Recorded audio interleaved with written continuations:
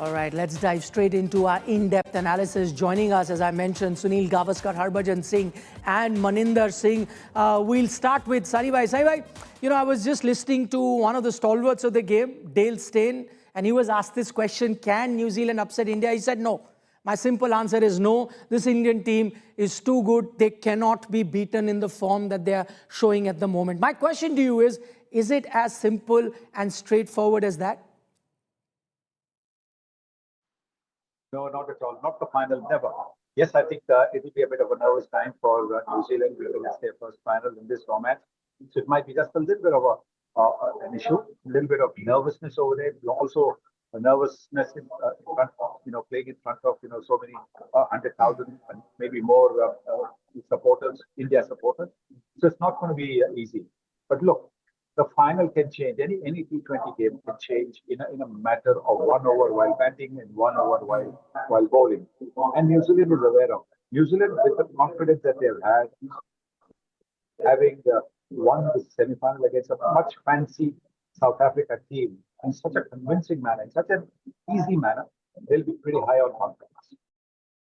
Harbhajan, we heard from Mr. Gavaskar. He makes one clear point there about this nervousness, right? It's a big stage. We all remember what happened at the same ground when it was a big stage last time around. On that nervousness, how do you see this, the fact that India is playing on one of the biggest stadiums, which will be packed with more than 100,000 fans? Does that work to the team's advantage, home advantage, or does that add to the nervousness? So is it home pressure that will be telling on the day? I think it's a home advantage. That's the way Team India must be looking at. Of course, they've been playing at home now, since 2011, that World Cup, when we were playing and everybody was saying the same thing. And we ended up winning that World Cup because we made sure that pressure, whatever pressure is there, we should not carry that pressure, along with us to the ground. And we make sure we give our best shot, whenever we go to the ground. So even today, it will be the same thing, 2023, same ground against Australia. India didn't win, but I think this is the great opportunity. Yeah, team have got everything, in them to win the cup. They've been playing some good cricket. So I think they should not take any pressure. They should use this advantage of playing in India in front of their home crowd.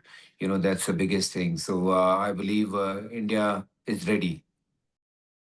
So we heard from Harbhajan saying that India is primed to win this particular trophy. He also talks about that last World Cup that India won. Now, the common consensus is that at the moment, and I'm not just looking at that World Cup that India won, but in the last year or so, their record in bilaterals in T20 has been outstanding. And many have conceded that India are the best T20 team on the planet. Now, do you think with that in mind, the pressure on India is of the reputation as well? You will have to maintain that reputation because anything less than a World Cup title will be considered, for the best team. If you can't win the World Cup title, you're not the best team. So in that sense, Indian reputation also on the line in this final?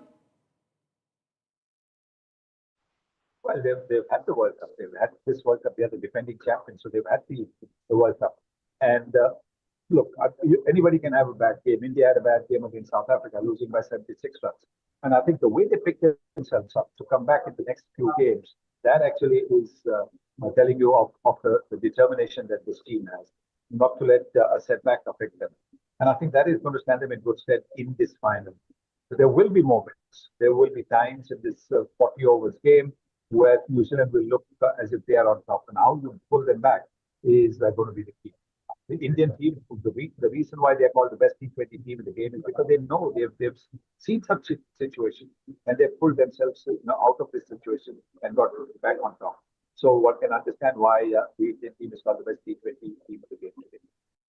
Maninder, what do you reckon? Because we are talking about India's reputation as such. If I was to ask you in terms of dividing a ratio or percentage, what would you say? Even before the first ball is bowled, what's it? 60, 40, 70, 30 or 50-50? What do you reckon when you look at both the teams? I think it's going to be advantage India. There's no doubt about it because they're playing fantastic cricket and they've got these match winners, and it's not one or two. They've got 7, 8 match winners who could win you single-handedly on the day. And this format is such where, one big innings, we've seen in the past 2 games, Sanju Samson, the way he batted, and the others contributed what India has done. So I think, yes, it is a very good side. The bowling is not clicking at the minute, but I think it's Varun Chakravarti who has to come to the party. He started off well, but somewhere down the line, we've seen him slipping. But as far as the balance is concerned, I think the Indian team's balance, I find, is better, even though New Zealand, you can't write them off at all because they've got those match winners as well. But I would say advantage India, 65-35?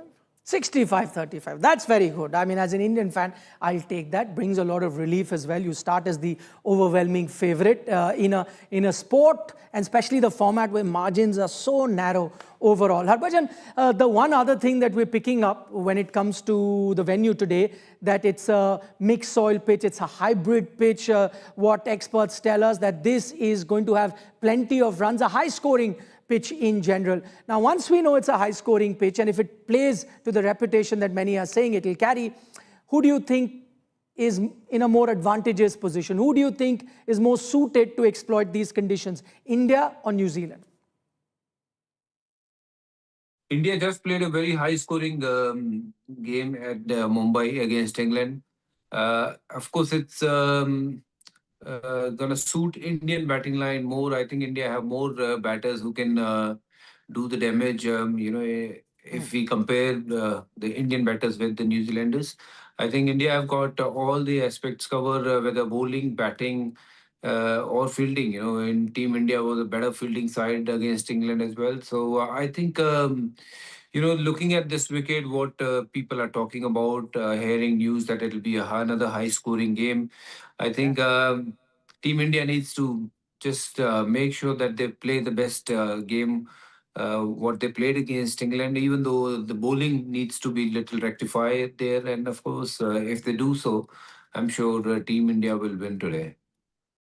Quite similar thoughts there by Maninder and Harbhajan. Both think that, bowling needs a bit of tweaking. It will be a high-scoring encounter, but the bowlers need to get their act together. That might just be the most crucial aspect for India in this encounter. So, talking about a high-scoring pitch and the manner in which India has been playing, and Harbhajan spoke about the semi-final, one of the contributing factors has been the captain, Suryakumar Yadav. He himself bats like that. I spoke to him a couple of times in the lead up to this World Cup, and he said, listen, I've told my team, when you go out to play, you need to entertain the crowd. Go and entertain the crowd. When you go with that mindset, you automatically are aggressive.